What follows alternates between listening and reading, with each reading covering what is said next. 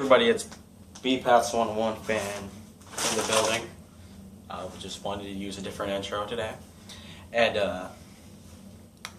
I'd like to talk to you guys about comparing two different games of mine, Battlefield 3 and 4, and if you're confused about, whether you want to buy Battlefield 3 or you want to buy Battlefield 4. First off, depending on how you want to play, both campaigns are kind of bad, and if you played Bad Company too, Battlefield 4 has a campaign more similar to that, except it's more of you get to kind of choose in some things, and yeah. Battlefield 3 is just pretty straightforward, and it's really, it's got a good plot, but I mean, sort of. But I mean, it's just not a fun game, not a fun campaign at all. But one thing where Battlefield 3 does one place where Battlefield 3 really shines against Battlefield 4 is at the game mode Spec Op, or really Spec Ops. I was thinking Call of Duty Co-op, which is where you can get with another friend or whoever. You can complete, I think it's about 7 missions. And if you earn a certain amount of points, you get to unlock multiplayer weapons. There's about 7 or 8 weapons. It is the first weapon, I believe, is the MP412 Rex, which is the revolver handgun, not the 44 Magnum. Another is, I think the next one is the MP7, or the KH-2002, which is, I think, a Chinese burst fire assault rifle. The other one is the 93R, which is the burst fire handgun. Then it is either that or before is the M39 EMR sniper rifle. And then it's the SG553 carbine for the engineer class. And then the last one is the G3A3 assault rifle. And Battlefield doesn't have a special game mode like that, but I mean, Battlefield does have the test range, which isn't really that great because all you really get to do is just see tanks and stuff like that, maybe get familiar with new control schemes, which isn't even that fun because I would really like it if in Battlefield, maybe the next update or whatever, they gave you like certain bots to fight against. You don't earn any XP, but I mean, all the guns that you have, you can pretty much you can unlock everything separately. In that you don't unlock it in the actual multiplayer, but you can unlock it separately. And then maybe you can have where it says skill adapted, which if you have a skill of maybe 400 or something like that, that's even possible. They have 400. They have skill 350 to 400 bots. So you're not always fighting a bunch of bots that are basically blue dots. And yeah. But this is in the multiplayer categories. Battlefield 4. The base maps, I've played pretty much every base map in the China Rising map, and pretty much every single Battlefield 3 map because I'm premium. And a lot of the early maps for Battlefield 3 are kind of smaller maps, honestly, or somewhat half of them are small, half of them are fairly big. I think Cian Crossing, Grand Bazaar, Operation Metro, and some other maps. They're like close quarter maps, and Caspian Border and Operation Firestorm are kind of long range maps. And the second DLC, or the first DLC technically, I think for Battlefield 3 was Back to Karkand. I think. I don't know. Well, the DLC are Back to Karkand. Oh, excuse me. Back to Karkand, Armored Kill, Close Quarters, Aftermath, and Endgame. Endgame was the last one. And most of the DLC maps, except for Close Quarters, all those maps are fairly big maps. The Aftermath maps are more urban-ish, or like a more urban, deserty environment. The endgame ones vary. There's a snow map, which is very rare in Battlefield 3 because there was only like 2 or 3 snow maps. In Bad Company 2, there were a lot of snow maps. About half the maps are snow maps, which I like with the engine. Battlefield 3 and 4 engine, I like how the snow maps would probably look in Battlefield 4 engine. I mean, just like something about the snow makes me feel so homey, even though I'm from Virginia Beach, where it doesn't snow at all. Yeah, I guess it's why it just seems so cool to see snow maps. Cause it's just I'm not used to the snow. I live in Oklahoma now, so yeah. And there's a snow map, there's a desert. I think there's a desert map, there's a forest map, and then there's kind of a like a hillside with it's Operation Riverside. It's like some hills, and there's like a couple factories. It's kind of a mix. It's like kind of a rural urban. Not really. It's more of like a rural foresty type of thing. I don't really know how to explain it. Close quarter maps are all close quarters. They have the domination game mode, which I wish I could find in other maps besides those maps because I hate those maps so much. Because all everybody does is just play Operation or Ziva Tower. And by the way, if you do get Battlefield 3 and you get on Ziva Tower, jump off out of the glass, you'll get a trophy. Not even lying, my friend did. And I did it just because it said trophy. I was like, whoa, that's so weird.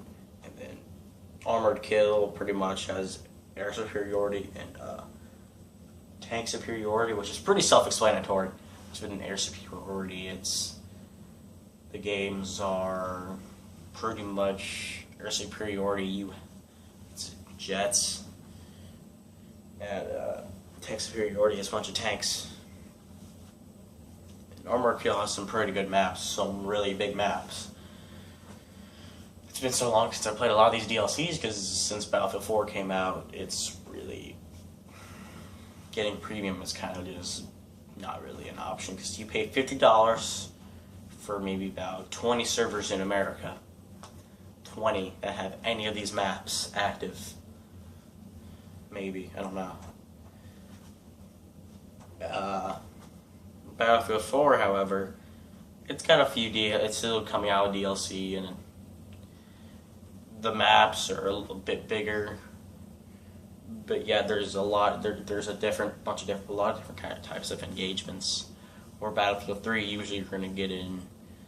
If the map's a big map, you're probably going to get around medium to long range combat scenarios for firefights, and then in close quarter maps, you're pretty much going to say medium to short range. But yeah, Battlefield maps they have a lot more destruction than Battlefield 3, but honestly, Bad Company 2 had the best destruction out of all of them because you can pretty much blow up everything, including MCOMs and Rush, which was probably one of the most frustrating things ever defending. But yeah, I think I would probably have to pick Battlefield in the maps. I gotta pick Battlefield in the maps. I would probably have to pick Battlefield 3 in its maps because a lot of them are just there's so much diversity, and yes, it's kind of unfair to compare like a finished game to a unfinished game, even though they're both still kind of broken. Just one was more broken than the other. And then when it comes to weapons, Battlefield 4 by far takes the cake with a lot of different weapons. There's maybe about 10 or 12 weapons in each category, which is assault rifle, PDW, LMG, sniper rifle, shotgun, DMR, carbine, which that's about 7 categories. 7 times 12 is it's like, I'm not very good at math.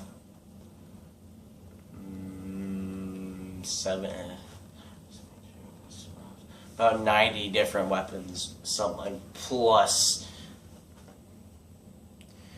and each one has about maybe 50 attachments, and you can have 4 attachments or whatever. And some of them can be pretty ridiculous because a lot of them are the same as each other. Like there's a bunch of different laser sights, flashlight, and stuff like that. It's all about personal preference as well. And with the barrel grips, those do different things.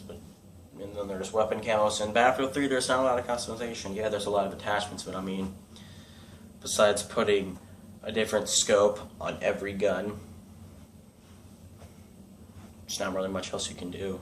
There's only one kind of foregrip, one kind of suppressor, one kind of laser, one kind of flashlight. The only thing that really changes is the optic. But yeah, this is the Battlefield review and I think, honestly, Battlefield 4 would be the one to go to. Yes, people say, oh, it's broken and this and that, but I mean, it's getting there. I think the way it's going now, I think it will surpass Battlefield 3 in pretty much every category you can think of. Honestly, Battlefield 3 is finished and Battlefield 4 is still in the making pretty much. But I mean, from what I play, Battlefield 4 is worth it. It is, yes, it's frustrating, but I mean, it is a lot more worth it than Battlefield 3 is at this point. I